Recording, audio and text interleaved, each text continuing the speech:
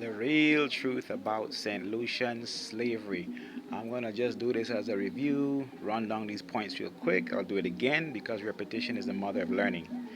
One of the first points I want to bring up is that the dragon fights the woman. In Revelation chapter 12, it mentions a 1260-year time prophecy from 538 to 1798, which our so called freedom came after 1798. There was a slave by the name of Olaudah Equiano. You can look up that name, Olaudah Equiano. He died just 1797. Hello. Follow the timeline of prophecy, and you will see that that chapter, Revelation chapter 12, is talking about Negroes. Negro was the name that was only given to Jews by the Portuguese who started the transatlantic slave trade. The reason why St. Lucian slavery still exists today is because it switched from being physical to being mental, and to be from being outward to being inward slavery still exists today. The deception, slavery is deception, is what it is. To fool you, to get you to think a certain way, live a certain way, and never change.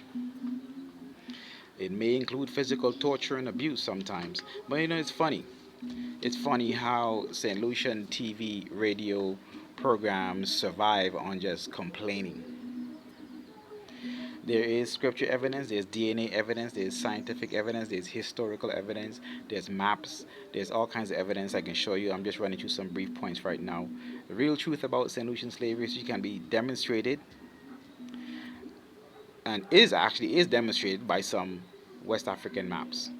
In 1806, England was the first to abolish their national transatlantic slave trade worldwide physically, but the other European nationalities continued the slave trade, and it still exists today, even in St. Lucia, in another format by your consent and mentally, but with the same slave masters.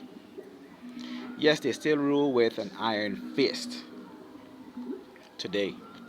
It begins in public school and even private schools too. Refuse to send your child to school and you'll get yourself in trouble.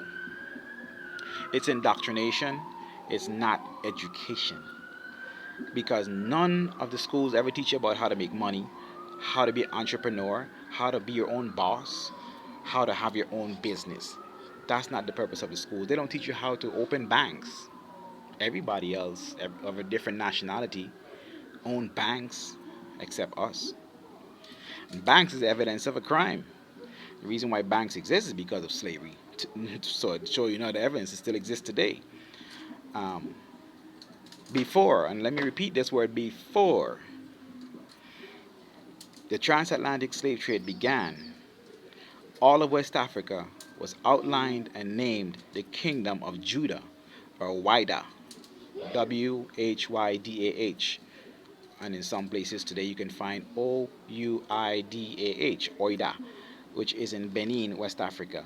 And Google this, for example. Google 1727 Kingdom of Judah. Tell me what you find. And read what it says up on Wikipedia about that, and then click on images, Google Images. Google also maps of West Africa, and then click on the images. And so I'm repeating in other words, 1700s map of West Africa, and you will find who the slaves really were, who we are.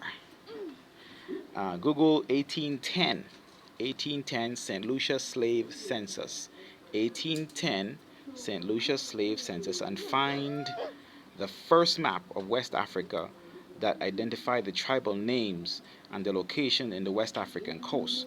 And this map is based on the first census done for slaves to prove their national identity. I'm talking about slaves in St. Lucia. That was when it was abolished in 1806. And that map is based on, yeah, like I just said. So today, there is a city called Oida in West Africa. and that place was called Slave Coast. Oida is the same word as Wida. Wida is the same word as Judah, depending on if you're speaking in Portuguese, French, Spanish, Dutch, whatever language the Europeans used. Judah is Judah. We're from Jerusalem. Now, let me give you some black skin power verses.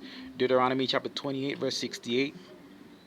Write that down. Take some notes and write this down.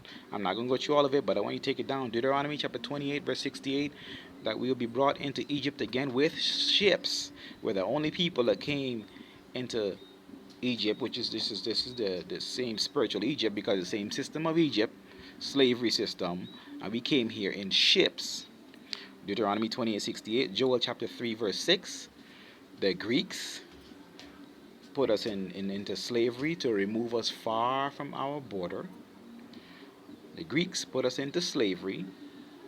Greeks as the Europeans put Judah, which you'll find in Jeremiah 14 verse 2, that Judah is black like the ground. And Jeremiah chapter 2 verse 14 asks the question, is Israel a homeborn slave, meaning a native slave all your life? Your father was a slave, your grandfather was a slave, your mother was a slave, your grandmother was a slave, and everybody was a slave, and you were a slave, and your children are slaves, and it just doesn't seem to stop. Is Israel a homeborn slave? Why is he spoiled? Why are we always complaining? Song of Solomon chapter 1 verse 5 and 6. I am black but beautiful. Don't discriminate me, don't judge me because I am black.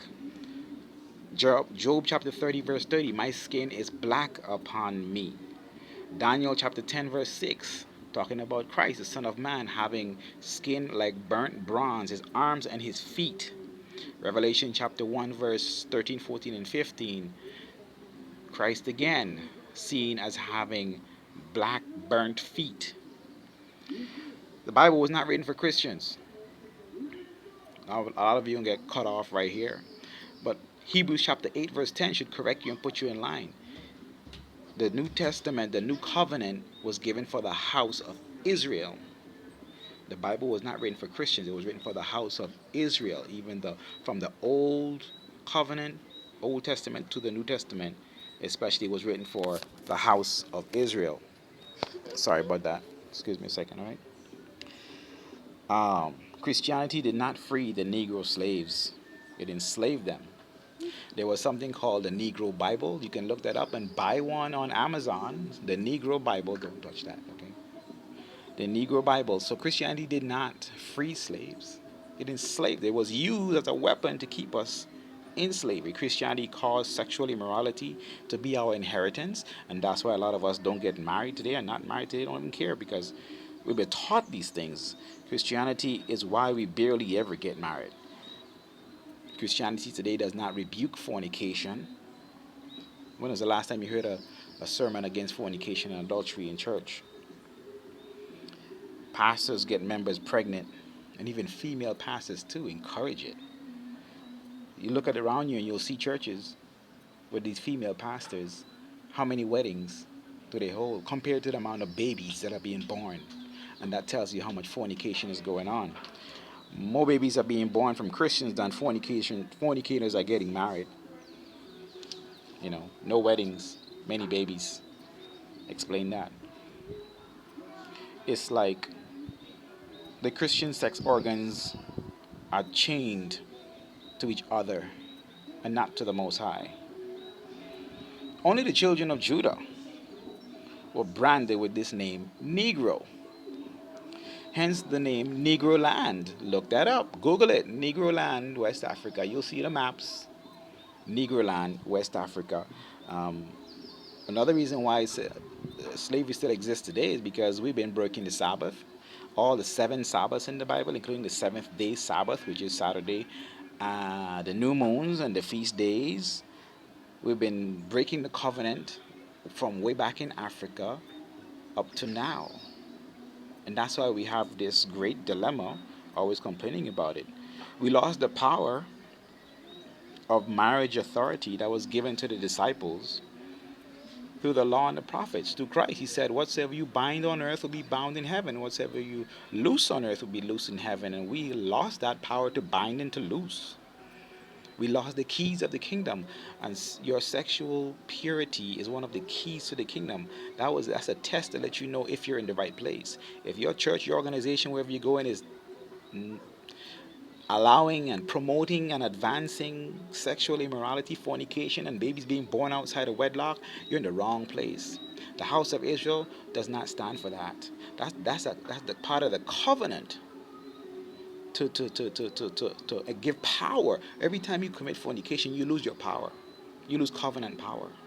You lose that promise that was given from Abraham, Isaac, Jacob is supposed to pass down from fathers to children. We are the children of Israel. And we've lost that power because we've been fornicating for so long. The second angel message, Revelation chapter 14, verse 8, we drinking the wine of Babylon, fornicating. Anyway, I've gone over my time, a minute over my time. I'm going to cut it here and say shalom to all the children of Israel and Judah forever.